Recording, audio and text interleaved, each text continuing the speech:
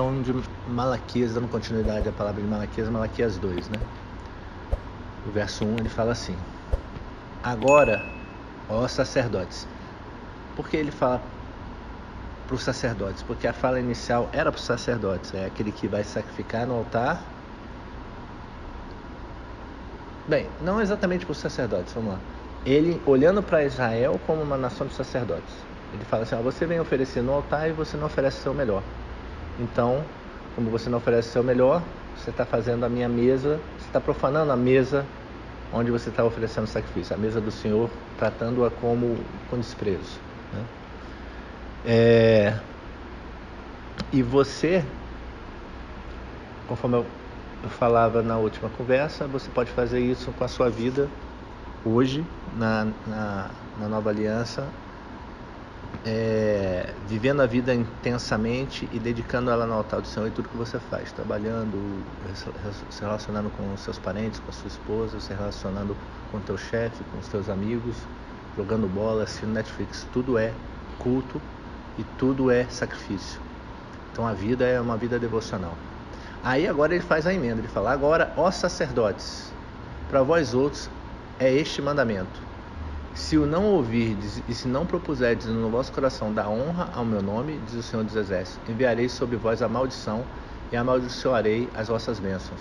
Já as tenho amaldiçoado, porque vós não propondes isso no coração. Eis que vos reprovarei a descendência, atirarei excremento ao vosso rosto, excremento nos vossos sacrifícios, e para junto deste sereis levados. Então sabereis que eu vos enviei este mandamento, para que a minha aliança continue com Levi, diz o Senhor dos Exércitos. Minha aliança com ele foi devida e de paz. Ambas lhes dei eu para que me temesse. Com efeito, ele me temeu e tremeu por causa do meu nome. A verdadeira instrução esteve na sua boca, e a injustiça não se achou nos seus lábios. Andou comigo em paz e em retidão, e da iniquidade apartou a muitos. Porque os lábios do sacerdote devem guardar o conhecimento, e da sua boca devem os homens procurar a instrução, porque ele é mensageiro do Senhor dos Exércitos. Mas vós vos tendes desviado do caminho, e por vossa instrução tendes feito tropeçar a muitos. Violaste a aliança de Levi, diz o Senhor dos Exércitos. Por isso também eu vos fiz desprezíveis e indignos diante de todo o povo, visto que não guardaste os meus caminhos e vos mostraste parciais e não aplicardes a lei. Então, o que ele está se dirigindo aos sacerdotes? A primeira fala dele de ofertas, de sacrifício, de profanar a mesa do Senhor, era para o povo como um todo. Havia um chamado para que a nação de Israel fosse uma nação de sacerdotes. Deus queria essa mentalidade sacerdotal em todo o povo. Eles renegaram isso lá nos pés do Monte Horebe, lá no Monte Sinai. Quando Deus foi aparecer a eles, ele falou que ia fazer a nação de sacerdotes. O povo não quis morrer diante de Deus para poder viver nele.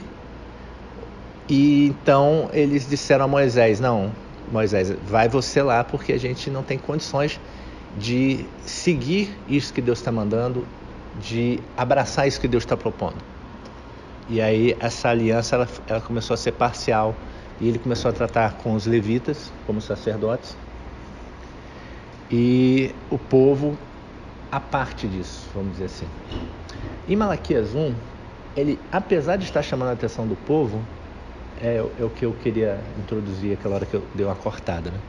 Ele também está chamando indiretamente a atenção dos sacerdotes. Por quê? Porque se o cara oferece um animal defeituoso, quem é que aceita e leva para o altar para sacrificar? O sacerdote. Então há uma conivência do sacerdote com a má vontade do povo em oferecer o melhor diante do altar de Deus, né? O que acontece quando a gente olha o capítulo 2? Aí no capítulo 2 ele vai especificamente agora falar do sacerdote. Fala assim: olha, e você, sacerdote, você não é inocente pelo que eu falei até agora.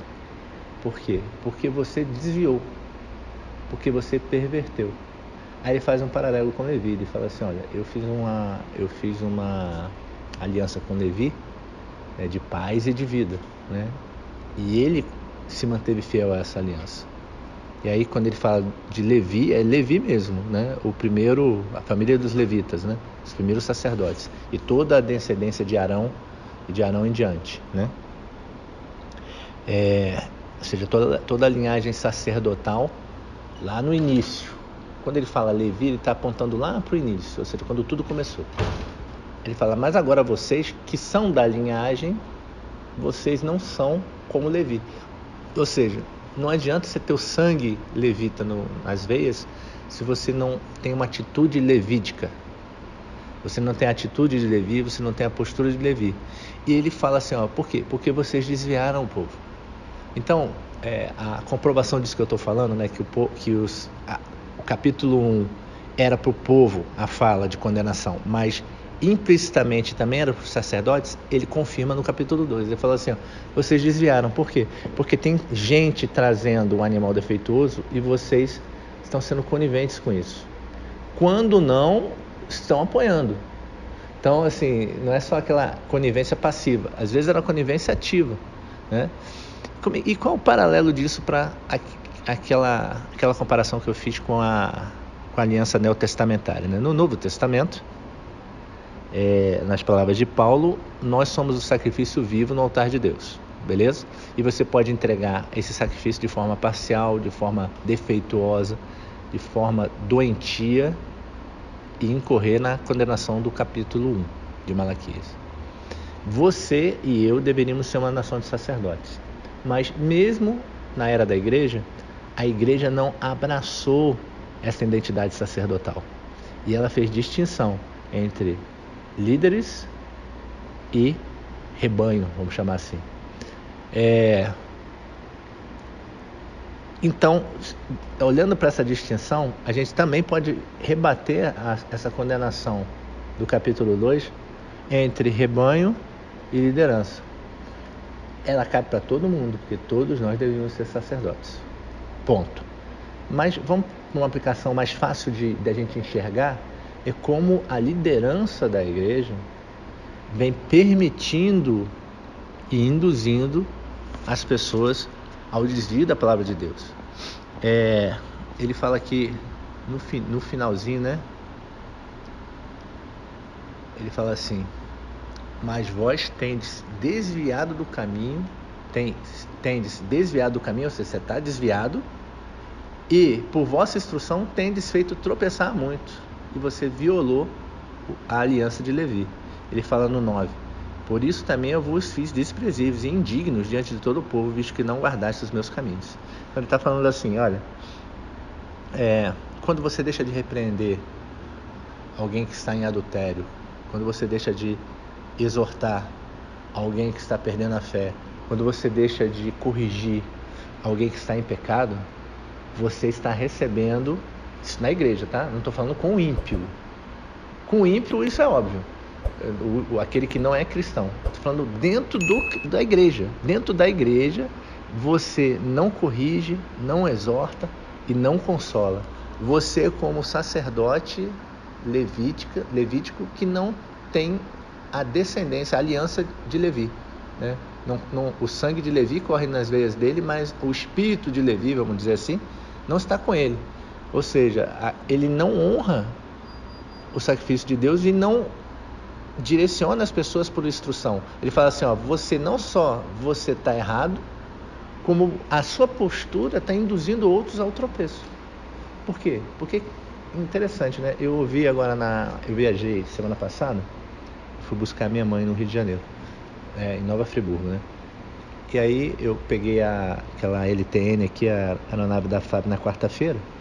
Cheguei lá no Galeão, peguei um Uber para ir para a rodoviária, porque Nova Friburgo é 2h30, 3 horas afastada do Rio de Janeiro ainda. Então peguei um Uber para ir para a rodoviária pegar um busão. E aí tava no Uber com um rapaz que é segurança, né? Cara fortão assim, dirigindo. Aí começou a puxar papo comigo, gente boa ele. Mas em algum momento ele falou assim, não, porque eu era evangélico e tal. Aí eu falei, opa, é a deixa, né? Aí eu falei, você era evangélico? Por que você era e não é mais? Aí todo o argumento dele foi girando em torno do quê? Não, porque o povo fala que a gente não tem que olhar para homens, que a gente tem que olhar para Cristo. Mas eu sou homem, pô. E a minha liderança eram de homens que eu admirava, tal. Em suma, ele falou que ele viu certos comportamentos e certas posturas da liderança que fizeram com que ele falou assim, um domingo eu não ia mais, o outro eu ia, aí daqui a pouco eu já não ia 2 domingos, quando eu vi não estava indo mais. Por quê? Porque ele começou a olhar para a liderança e via uma hipocrisia, via um comportamento que ele achava que não era compatível e tal, e isso enfraqueceu a fé dele. A gente sempre diz, né, que a gente tem que olhar para Cristo, não para homens, né, e a gente permanece firme em Cristo. Isso é correto, eu não vou discordar disso. Mas eu entendo o cara, quando ele fala assim, que a referência que ele tinha naquele momento era um homem. Ele era novo na fé. Por isso que Paulo, em certo momento, ele fala assim, sede meus imitadores, conforme eu sou de Cristo. Ele está falando assim, ó, às vezes, pela sua fé muito verde ainda, não está madura, né? Você é novinho na fé, você ainda não tem essa intimidade de relacionamento com Deus para perceber certas coisas, e é normal você se agarrar em outra pessoa. Então Paulo fala assim, então se agarra em mim, porque eu sou imitador de Cristo, né? Isso acontece dada a nossa natureza humana caída. Às vezes a gente tem dificuldade de exercitar a fé e olhar diretamente para Deus. No caso dele aconteceu isso. Ele olhou para os homens e os homens falharam e fizeram ele tropeçar. É exatamente o que ele está falando aqui em Malaquias. Ele está falando assim, olha, o povo deveria olhar para mim? Até que deveria, mas vocês são, digamos, a minha representação, porque vocês são sacerdotes, né? Vocês são a minha representação diante do povo. Então o povo olha para vocês, deveria olhar para vocês e me ver, mas estão olhando para vocês e vendo o quê? Pessoas desviadas, pessoas que não guardam a aliança de Levi, e por causa disso o povo tropeça. Se a gente rebate essa realidade para a realidade que nós deveríamos ser uma nação de sacerdotes, então todos nós, independente de ser pastor, apóstolo, bispo, reverendo ou qualquer alcunha, diácono, qualquer alcunha que você queira dar para a pessoa, ela deveria exercer uma postura sacerdotal. Ou seja, o que o sacerdote faz? O sacerdote instrui e o sacerdote conduz ao sacrifício. Então a igreja ela deveria instruir e conduzir ao sacrifício. A igreja como um todo, desde o mais novinho e daquele que não faz nada, só se senta no banco da igreja no domingo, nas reuniões que a igreja faz no templo no domingo, por exemplo, até aquele que exerce atividades dentro do corpo eclesiástico. Mas o fato é que quando a gente olha para a liderança instituída e dentre os dons outorgados à igreja, nós temos os dons que são listados em Efésios 4, né, são os dons ministeriais, apóstolo, profeta, pastor, evangelista e mestre. Normalmente, aqueles que se movem nesses dons, que são para a edificação da igreja, exercem uma certa influência dentro do corpo de Cristo. A maioria das vezes a gente até confunde esses dons com liderança. Mas em Romanos 12, ele fala que liderança também é um dom. Então, você pode ter um pastor, que é pastor, por quê? Porque consola as ovelhas, porque exorta as ovelhas, porque cuida delas. Mas ele não tem dom de liderança. Não sei se você consegue dimensionar isso. É porque hoje a gente confunde. A gente acha que todo líder é pastor ou que todo pastor é líder. Mas, biblicamente, isso não necessariamente é verdade. Isso vale para todos os dons ministeriais. Então, de qualquer maneira, aonde que eu quero chegar? Que aquele que exerce liderança ou que exerce ministério, dom ministerial, de alguma maneira ele é influência para aqueles que estão chegando no corpo de Cristo. E a postura dele de aliança, então qual é a aliança? A aliança é instruir e conduzir ao sacrifício. Que sacrifício? O que Deus está apontando em Malaquias 1, ou seja, entregar o seu melhor no altar de Deus. Que melhor e que altar? O altar de Deus no Novo Testamento é a vida. E o que é o melhor? É com intensidade tudo que você é e tudo que você tem. Então, o que Deus está falando aqui? Ele está falando, olha, se você não tem essa postura de entrega, de renúncia, você pode estar influenciando outros a se desviarem. Você pode estar induzindo outros a tropeçarem. E eu não vou cobrar isso de você? Ele fala um pouquinho mais no início do texto, né? A gente até leu, que ele fala que ele vai... Aqui, ó. Eis que vos reprovarei a descendência. Ou seja, aquilo que você gera e aquilo que vai ficar de herança daquilo, do ministério que você construiu dentro da igreja. E aí quando eu falo ministério é de forma genérica, pensando que todo cristão é sacerdote, né? Ele fala assim, eu reprovarei isso. Ou seja, aquilo que você está construindo não vai perdurar. Por quê? Porque a sua postura não era a postura de sacrifício, de condução de outros ao sacrifício. Não era uma postura de instrução, de condução de outros na instrução. E ele fala assim, eu reprovarei essa descendência e atirarei excremento ao vosso rosto, excremento dos vossos sacrifícios, e para junto destes serei levados. Então, qual é a imagem pesada que ele passa aqui, né? Excremento, né? Algo imundo, fétido, o restolho, o resto de algo que deveria ser bom. Então ele fala, é isso que vai, digamos, se voltar contra você. É quando ele fala assim, esfregarei no vosso rosto, né? E os vossos sacrifícios, ou seja, aquilo que você está oferecendo que é doente, imundo, parcial no altar de Deus, né? Aquilo ali é fétido, é sujo, é impuro diante de Deus. E isso, quando ele fala de esfregará no vosso rosto, né? Se volta contra você. E você, a sua vida é uma vida corrupta. Não tem outra palavra melhor. Não é uma vida santa, é uma vida de corrupção. Ou seja, você fede a pecado. Você fede aquilo que você tenta enganar dizendo que você faz para Deus com integridade, mas não faz. Então, o que ele está falando? Ele está falando, olha, não adianta se esconder. Em algum momento o cheiro vai subir. Entendeu? As pessoas vão sentir a descendência, quando ele fala da descendência, né? A obra que você está construindo, aquilo que você vai deixar para as próximas gerações, não vai perdurar. Por quê? Porque vai ser sujo, vai ser imundo, o cheiro vai subir, todo mundo vai perceber que tem algo errado ali. Eu vou fazer isso, não vai perdurar. Então, essa lição para os sacerdotes acaba esbarrando na realidade da igreja moderna quando a gente olha a aplicabilidade dela para a realidade do que é ser sacerdote, para a realidade do que é ser um sacrifício vivo e conduzir outros ao sacrifício. Amém? Eu vou parar um pouquinho antes, que vai ter uma instrução daqui a pouquinho. Um rapaz já veio aqui preparar, para a gente não atrapalhar, e daqui a pouco a galera vai começar a entrar aqui e vai atrapalhar aqui a nossa dinâmica. Quer fazer alguma pergunta? Não?